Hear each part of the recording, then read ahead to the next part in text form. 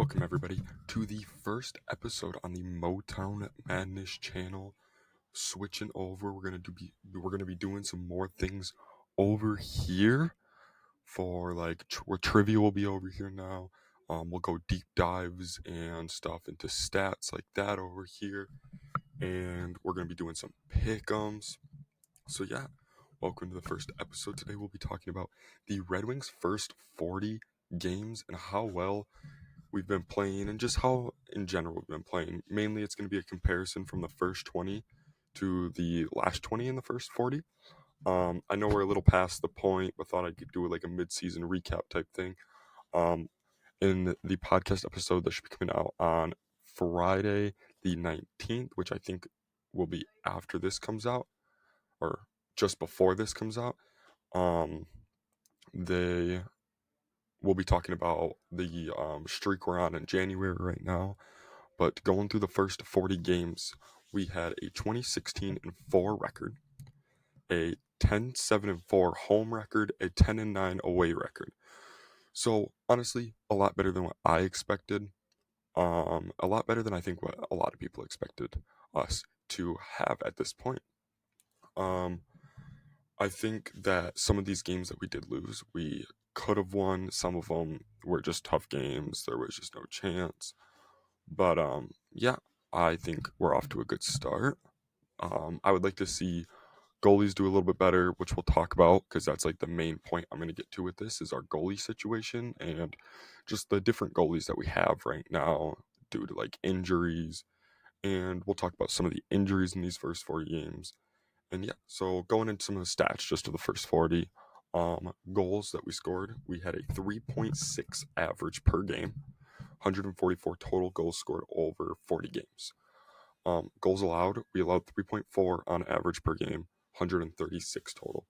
So honestly, love the goals per game number. It's good that that's obviously higher than the goals allowed, but I would like to see the goals allowed drop, obviously. We've been doing a little bit better, I believe, on this back half. I don't remember for sure. We'll get into that. But yeah. So getting to the first 20 games so far of this season. In the first 20 games, we averaged 3.7 goals per game with 74 total goals. We gave up 3 goals a game with a total of 60 goals scored. So honestly, don't mind it. Could be a little bit better, but for the goals allowed, but I'd like to be under the 3 mark. But what are we going to do? We're still winning games. We still went 11-6-3 in the first 20 games. That's really, really good. So much better than I thought. We got off to a hot streak to start the season where we were 5-1. Yeah, then we dropped a few games, but we ended it with a 3-game win streak in the last 20. So can't really be mad. Our home record was 7-3-3, so we played really, really well at home in the first part of the season. So we were 7-6 in total, but we were getting points. We gained points in home games, 10 out of the 13 home games we had. And that's really what matters in hockey, is just at least earning 1 point per average, like really good towards the standings. I know we were top 3 for the longest time in the standings in our division for the first 20 games. Going on to the away side, we were 4-3. So still had winning record on the away side. Honestly, kind of what I expect when we're not at LCA, but could honestly be so much worse in this season. Some of the key things about this first 20 games is goalies. So the goalie situation in the first 20 games is Alex Lyon played 3 games, Huso played 11 games, and Reimer played 6. Lyon was 2-1 with a 1.33 average goals allowed. Really, really good. It's a low amount of games played, but still 1.3 goals allowed. Really good. Huso played 11 of the games, was 7-3-1 with an average goals allowed of 3.64. Thing about these Huso games is like we averaged giving up 3.64 goals allowed. And I know that's not all on the goalie. Like, defense needs to step up, which I feel like they've stepped up in these last 20 games. But honestly, I don't know, going off based off of like the stats that we have and stuff like that. Reimer, he was 2-2-2, average goals allowed 2.67. So under that 3 mark, which I like. But the thing with Reimer, when he's in the net, we're just not scoring goals like we do when Lyon and Huso's in the net. Definitely not when Huso's in the net. When Huso's in the net, I don't know what it was exactly. We talked about it on one of the podcasts. But we score, I think, 1 more goal per game when Huso is in the net. That was definitely through the first 20. And I still think it's like at that mark now. It's kind of hard to tell because Billy Huso is currently injured. So we'll see what happens with that when he comes back too, because of how well Lyon has been playing of recent. But going into the comparison for the last 20 is, so since Lyon and Huso both got injured, we added Hutchinson on. He only played 1 game though. He lost it and gave up 3 goals. So obviously it's only 1 game. There's nothing much to grab from that. So going on to Lyon, Reimer, and Huso though in the last 20. Huso's only played 5. He was 2-2-1 with a 3-point goals allowed per game. So he went up drastically in these last 20. Well, sorry, not him. He went up only 0.16. I wanted him to go down, but he went up unfortunately. So we'll see where that goes from there. Reimer was 1-4 in the last 20 games with an average goals of 5.4, which is not good to see at all. When you have a goalie giving up almost 6 goals per game, giving up 5 goals, I wanted this number to like stay stagnant or even drop a little bit, but it went up by 2.5. Not good to see. Honestly, we'll see where that mark is. I don't know how much more playing time Reimer's going to get throughout this year. Definitely when Huso comes back. We still don't know a return date, I don't believe, for Huso. I can look into that. That will be talked about in the podcast too. That is coming out Friday the 19th. But yeah, so Lyon in these last 20 games has played 9 of them. He's 6-3, 3 goals allowed. So yes, he's given up 1.7 more, but it's still 3 or less, which I like to see. I want it to be 3 or less. Thing about Alex Lyon is he's had to take a bulk of he had to take a bulk of the last couple of games in this last like stretch. He was the goalie for 5, the 5 last games of the 40, which I know is like kind of normal for the NHL. A lot of teams just have 1 goalie with another guy that comes in every once in a while, depending on how many games they play in a row, right? Lyon wasn't really used to that, I feel like, because he was only playing a couple games here and there. Like, he came on, I believe, since he only played 3 games, he came on in his first game was the 16th game of the season. So, I mean, he waited 16 games to play, and then he just had to take a bulk of it with the Huso injury and how, like, bad Reimer's been playing and stuff like that. So, some of these differences is in these last 20, Lyon has 6 more games played with 4 more wins and 2 more losses. Yes, he has the 1.67 more goals allowed, but it's a bigger. I feel like you're gonna have more because I believe in those first 3 games he did post a shutout. Yeah, he posted a shutout in those first 3 games played, so it obviously drops. And since it's 3 games compared to 9, which is a lot in hockey, the difference for Reimer, he played 1 less game, had a 1 less win, and 2 more regulation losses. So honestly, not the best to see from Reimer. He gave up 2.73 more goals per game. Just not good. Not good at all. Like, at this point, I feel like you got to go Lyon and Hutchinson. You got to give Hutchinson another chance until Huso comes back if Lyon needs a break. Huso, 6 less games, 5 less wins, 1 less loss, 0.14 more goals allowed.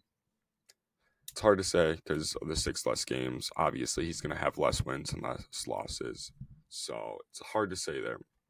Getting into these last 20 games, the record in total for these last 20 was 9-10-1 compared to the 11-6-3 start. So we did get a little bit worse, but a lot of injuries can cause this because the injuries were Larkin got injured, Perone got suspended, Huso got injured, Lyon got injured, um, Valeno, I believe, got injured in this. Yeah, Valeno got injured during the 40 games. Fisher got injured. So you see a lot of these injuries coming up. But you also see some additions. We added Hutchinson, obviously, because we needed a second goalie. But we also added Patrick Kane, which has been a huge addition. He's been playing incredible as of late. And just his hands on the ice is just incredible to watch. Like, I don't think I've ever seen.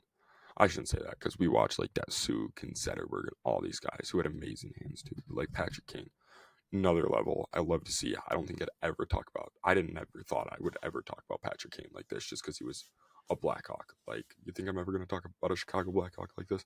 No. But he comes over to the Red Wings, signs with us, and has been playing great. Hopefully, he signs an extension. Would love to see him sign an extension. Going back, um, So yeah, talked about some of the key injuries in this. I would say we'll go and we'll talk about some of the stars of these 40 games. Some of the stars of these 40 games are obviously guys like Larkin and DeBrincat, Raymond, Sider. Like, you got the obvious guys that are just going to be playing good anyway. But some other key guys in this first 40 games are DeBrincat, who we added, and it's his first year playing with us this year. Really good, has had a really good season, leads the team in points, I believe leads the team in goals still. You have Gostisbehere, who we added to him, playing incredible. Very good defenseman. He's having the best season of his career so far, and it's just like we're just getting halfway through. Another guy is Jake Wallman. When before, I believe it was, I don't remember what loss it was, but it was like, I think I want to say it was the Boston loss.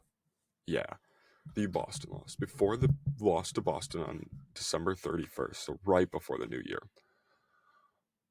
Every game where Jake Wallman scored, the Red Wings had won up to that point. I believe we were 8-0 up until that Boston game, which we're now 8-1. Don't know what it is now because that's where I got that stat from. I ended it right where we gave up our first loss when Wallman scored. But like some of these guys, and like Kane came in and had an incredible 4 game stretch where I think he was on a 7 point streak at one point, 7 point game streak at one point, just dishing out assists, scoring goals. Lucas Raymond has been really, really good in shootouts. Like, same with Kane. Anytime we go to shootout and I see Raymond and Kane going out there, I just like. It's obviously we don't know, but I just have a very strong feeling that the puck's going in the net because it's like they're so good. Like, the moves they put on is so good. Um, but going on to this, compare home. Well, I forgot to talk about the home and away records. I believe in this last 20 games compared to the first. Last 20 games, we were 3-4-1 at home compared to the 7-3-3 we were away. It's not the greatest to see, obviously. Yes, we played four less games, I believe. Or no, we played 5 less home games in this last stretch, but we had 4 less wins and 2 less overtime losses. And the reason I'm talking about the overtime losses is because we're still gaining point when we get these overtime losses if we lose. But obviously, you're going to have like less of most of these. But we ended up having more losses in this period, regulation losses in this period, these last 20, compared to the first 20. Yes, that's going to be because of our goalies getting injured and some of our defensemen getting injured and some of these other guys. Like, we had a lot of injuries in these last like 20 games than we did these first 20. But our away record was 6-6, which is 500, very good. I like if we can stick 500 away or even just above 500 away, very good, because that means away right now on the season we're 10-9, huge, huge. I'll take 10-9 away on the season. Right now at home, we are 10-7-4. So 10-7-4. So out of the 21 home games we have played, we've gained points in 14 of them. That's still very good. We are currently sitting at number 3 in our division. So right now we are in the playoffs. But just quickly talk, getting away from like the stats a little bit. This Red Wings team is honestly, like I talked about at the beginning, it's surprising me. Um, I knew we had a lot of new guys coming into this year. I knew Larkin, Raymond, Sider, like those guys we've built around. But then we brought in DeBrincat, we brought in Kane, we brought in Gostisbehere. Like we brought in some of these guys. Honestly, I didn't know what to expect, and I knew the goalie situation was a little iffy, and I didn't know what to expect. Goalie situation's still iffy, but our offensive attack has been so good this season so far. We're scoring. What did I say? I think I said it was a 3.6 average on the season. Yeah, we're scoring 3.6 goals per game. That is huge in hockey. Now, obviously, some of those are empty netters when we're up by like 1 goal with a couple minutes to go, or 2 goals, a couple minutes to go. But just being able to score 3.6 goals a game is huge. Yes, I think we were shut out once. No, we were shut out twice in the first 20 games. So, yes, we're going to get shut out every once in a while. But still, being able to only get shut out twice, one was a 1-0 loss, one was a 2-0 loss. So, those are games that we could have won if our offense did better. But the thing about it is the Red Wings for the first 40 games, I believe. It was the first 39 games. We did not win a single game where it didn't go to overtime and we won, or shootout and we won, because that happened on the 38th game where we went to a shootout and won. We only scored 3 goals and we won in the shootout. So in the first 38 games, we'll say, the Red Wings had not won a game where we didn't score 4 or more goals. That is not good defense. Like when you look at that on the defensive side, that's just not good. We should be able to score. We should be able to win some of these low scoring games.